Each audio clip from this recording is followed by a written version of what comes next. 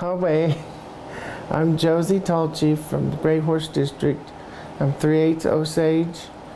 I was pretty much raised by my grandparents. They were both Osage, and that makes me pretty much related to most people in all three districts and even some of those out of state Osages. So that kind of gives me a little sympathy for everybody, not just one area or one group.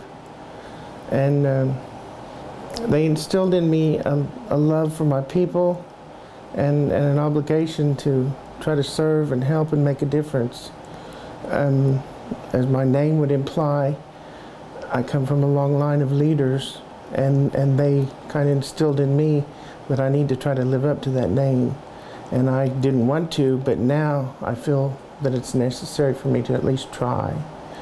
So I feel like my ancestors are expecting it of me, and I need to do this for our future generations as well as my past generations. Several of the topics that I really feel passionate about are health care for our elderly, and maybe some kind of nursing facility, and maybe an assisted living, not only just for elderly but for disabled. And my grandfather, Big Heart, was a veteran from the Civil War, so I have a special place in my heart for veterans, and I think if they need a place where they can live with or without, assistance, then we need to try to provide that for them maybe down the line. With regards to education, I feel that we need to be 100% behind that. Provide grants, scholarships, stipends, whatever we can do to ensure that our future generations and our present generations that are attending school don't have to worry about how are they going to pay for this or that when they should be concentrating on their studies instead.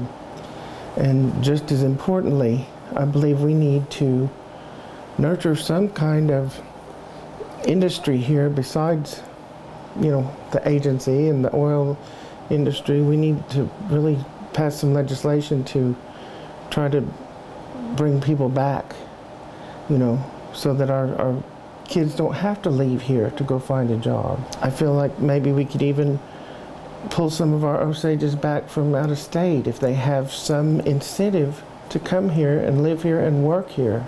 So I'm very passionate about that because we have so many brilliant minds in our tribe, young and old, and here and far off. So I think we've got the potential if we can just put it all together. Abraham Lincoln borrowed a quote from the Bible, and I'm borrowing it from him. A house divided against itself cannot stand.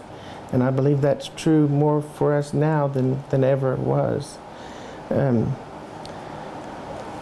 the main thing is whomever we elect, they have a daunting Herculean task ahead of them, cleaning up the mess and trying to rectify everything that's wrong right now with our government. I truly feel that due diligence must be paid to our Constitution as it's written. Since its inception, I feel that far, far too much power has been granted to the executive branch, and we need to really seriously look at that and maybe pass legislation to alter that. The people have been expressing their concerns and their issues and their fears, and I know that because I'm one of the people, and so far our cries have fallen on deaf ears.